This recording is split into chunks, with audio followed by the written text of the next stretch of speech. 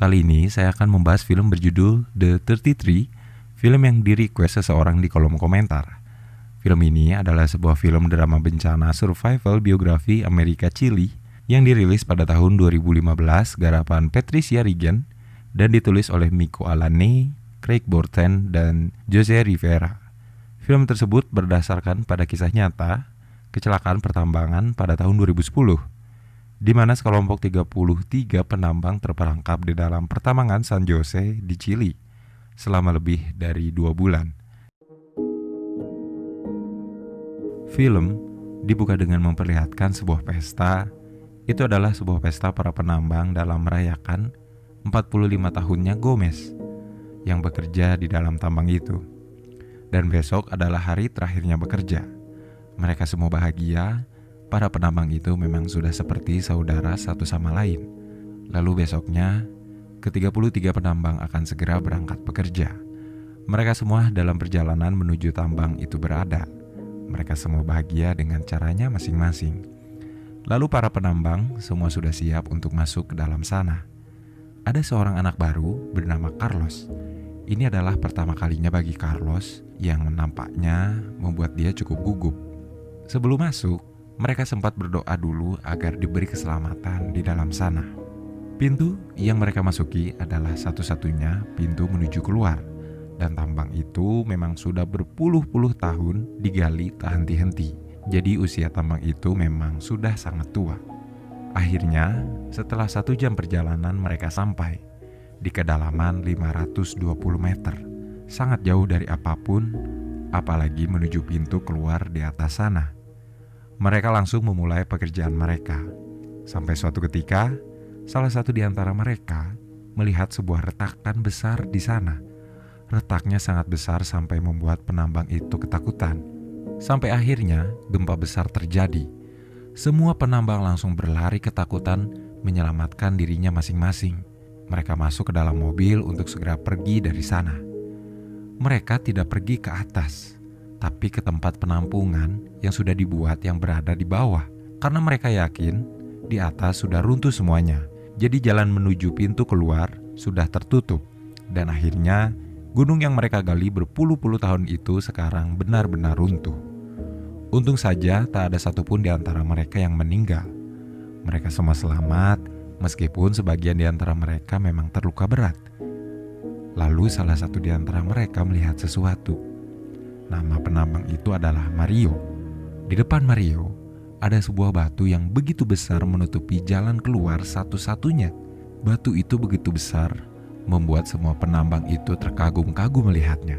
Kabar runtuhnya tambang itu sudah tersebar ke keluarga penambang itu masing-masing, yang seketika mereka semua khawatir memikirkan nasib orang-orang yang mereka sayang berada di dalam tambang itu.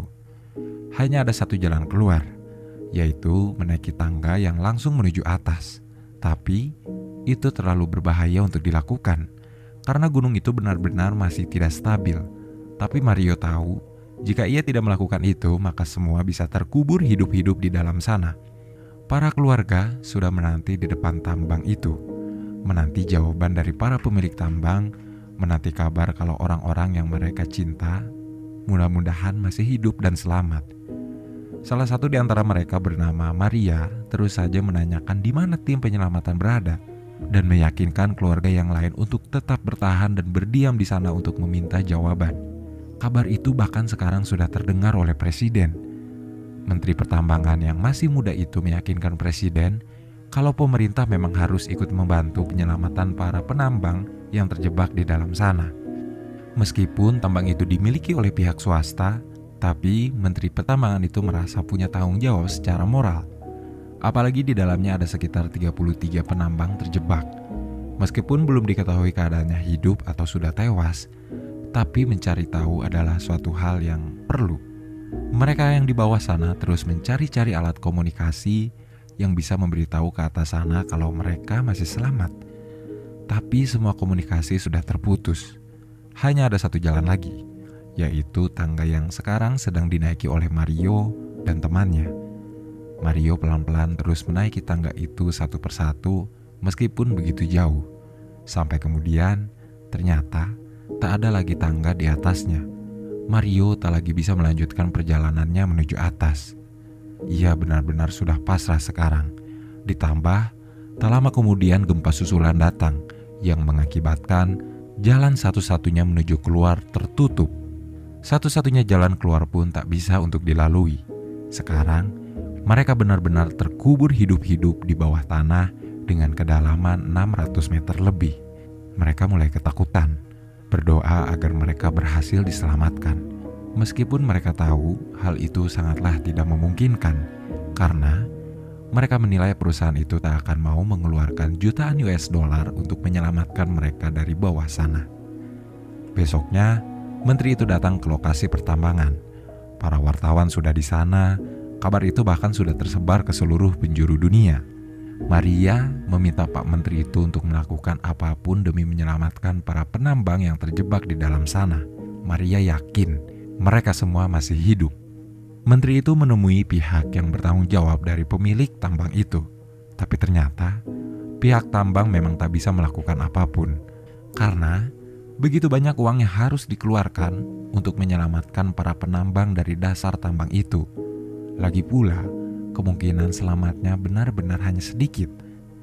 Jelas, ketika menteri itu mengabarkan ke keluarga korban, mereka semua marah bukan main, karena terlihat tak ada upaya satupun untuk menyelamatkan keluarga mereka. Para penambang sekarang malah ribut satu sama lain, meributkan makanan yang memang ada di tempat penampungan itu satu-satunya. Kemudian Mario langsung memisahkan mereka semua. Sekarang Mario lah yang menjadi pemimpin mereka, meminta mereka untuk berlaku adil satu sama lain. Makanan itu adalah satu-satunya cara untuk mereka semua bertahan hidup. Jadi semua harus dibagi adil dan dibagi hanya 1 kali sehari. Dan sekarang mereka akhirnya memutuskan Mario yang sekarang memegang kendali atas makanan itu dan juga atas keselamatan mereka semua. Lalu presiden memanggil salah seorang kenalannya yang sangat ahli dalam bidang pertambangan yang bernama Andre untuk membantu menteri itu menyelamatkan ke-33 penambang yang terkubur hidup-hidup di dalam sana. Andre mulai menjelaskan semua rencananya untuk membantu mengeluarkan para penambang yang terjebak di dalam sana, yaitu dengan mengebor dengan sebanyak-banyaknya, karena kemungkinan besar setiap bor akan meleset menuju lokasi penampungan di mana para penambang itu berada. Dan itu pun kemungkinannya memang hanya sedikit, tapi hanya itulah satu-satunya cara yang bisa dilakukan. Di bawah sana, Mario mulai membagikan susu untuk mereka semua. Mario membagikan dengan seadil-adilnya agar semua kebagian dan semua bisa selamat. Tak ada yang lebih, tak ada yang kurang. Alat-alat bor itu kini didatangkan. Para keluarga korban senang bukan main. Itu artinya masih ada harapan untuk para keluarganya yang terkubur hidup-hidup di sana agar bisa selamat. Lalu para penambang itu mulai mendengar sebuah bor dari atas. Itu adalah suara harapan yang membuat mereka semua kembali merasa hidup. Untuk para keluarga korban yang menunggu di depan gerbang, sang menteri itu memberi mereka fasilitas di sana. Dibuatkan ruang makan, ruang menginap, tempat belajar untuk anak-anak, sampai ruang kesehatan. Semua itu sang menteri berikan semata-mata memang untuk membuat keluarga korban setidaknya ada di tempat yang aman selagi menunggu orang-orang yang mereka sayang berhasil diselamatkan. Sudah 8 hari mereka terjebak di bawah sana. Sekarang makanan pun tersisa tinggal sedikit. Mario membagikan itu sedikit demi sedikit agar ke-33 orang penambang itu bisa terus bertahan hidup. Sampai akhirnya suara bor jelas terdengar di atas mereka. Mereka semangat bukan main. Mereka bahagia karena sebentar lagi mereka kembali akan melihat sinar matahari. Tapi bor itu seperti tak mengarah kepada mereka, malah melesat jauh dari lokasi mereka. Hal yang sudah diperkirakan Andre sejak awal. Sekarang para penambang itu kembali frustasi. Harapannya kembali sirna. Andre pun mulai merasa putus asa. Memang sangat mustahil menyelamatkan ke-33 penambang dari bawah sana. Ditambah mereka semua memang sedang kelaparan sekarang. Para korban pun merasa memang semuanya sudah berakhir. Apalagi di antara mereka ada yang sedang mengandung anak, di mana bapaknya menjadi salah satu dari ke-33 penambang yang terjebak di dalam sana. Sekarang makanannya hanya tersisa 1 kaleng lagi. Bahkan Mario mencampur makanan itu dengan air agar sedikit lebih banyak, lalu membagikan itu semua ke teman-temannya yang rasanya sekarang sudah tak lagi punya harapan. Ditambah itu adalah makanan terakhir mereka.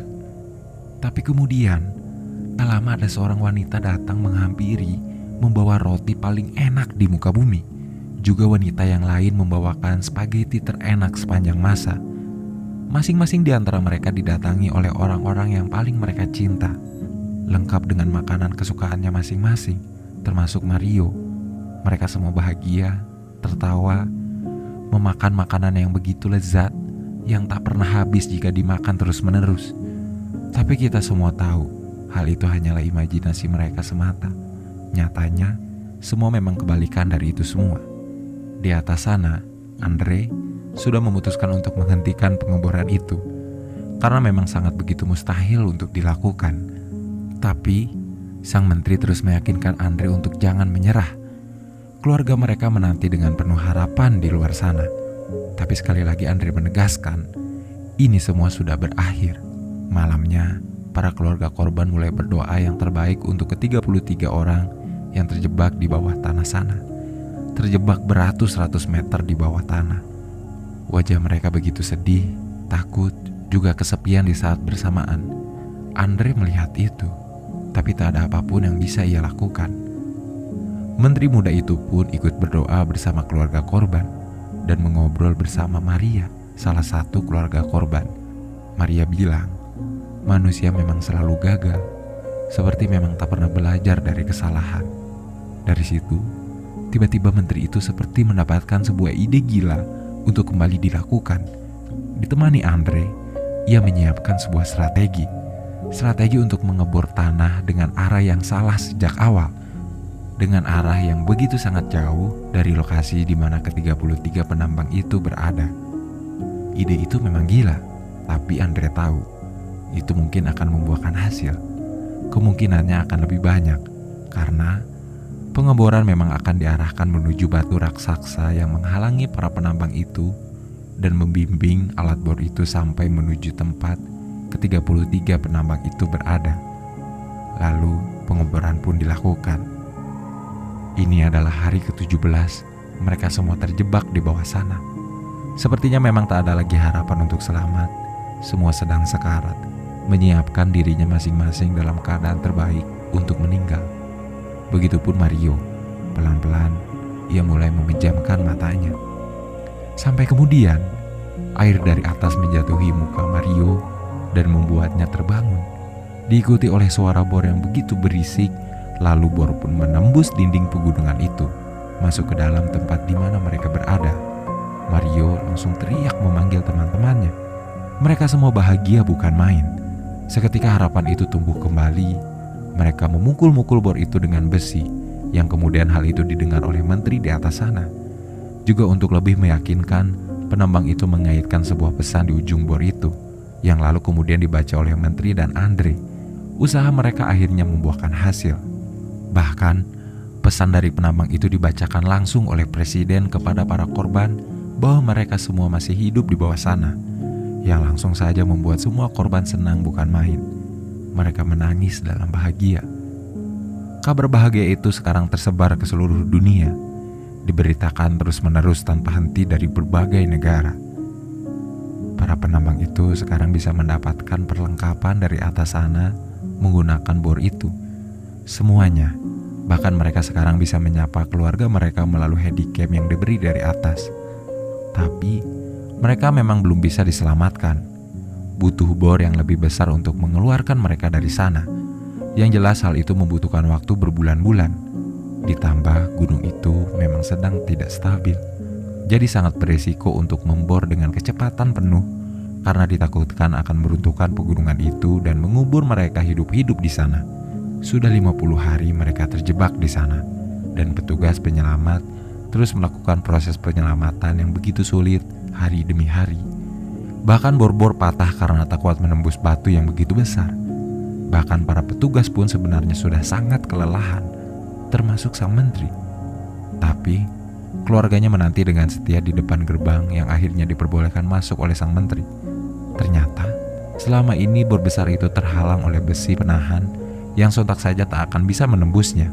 Akhirnya, para penambang itu memutuskan untuk membom besi itu agar hancur. Meskipun itu sangat beresiko, tapi itulah satu-satunya cara agar bor itu bisa masuk ke dalam. Lalu, penambang itu membom di mana besi itu berada, dan bor itu akhirnya berhasil masuk ke dalam. Kapsul pun dimasukkan untuk mengeluarkan mereka satu persatu, yang jelas saja begitu dinantikan oleh ke-33 penambang yang terjebak di dalam sana. Akhirnya, pada hari ke-69, mereka semua berhasil diselamatkan satu persatu, memeluk keluarganya masing-masing yang setia menanti mereka. Kebahagiaan ini bukan hanya dirasakan oleh warga Chili, tapi juga dirasakan oleh seluruh dunia, karena beritanya memang tersebar ke seluruh dunia dan menjadi pusat perhatian pada saat itu. Ke-33 penambang itu masih selalu berkumpul sampai sekarang. Bahkan, mereka memang sudah menganggap sebagai saudara satu sama lain. Nah, lalu film pun berakhir.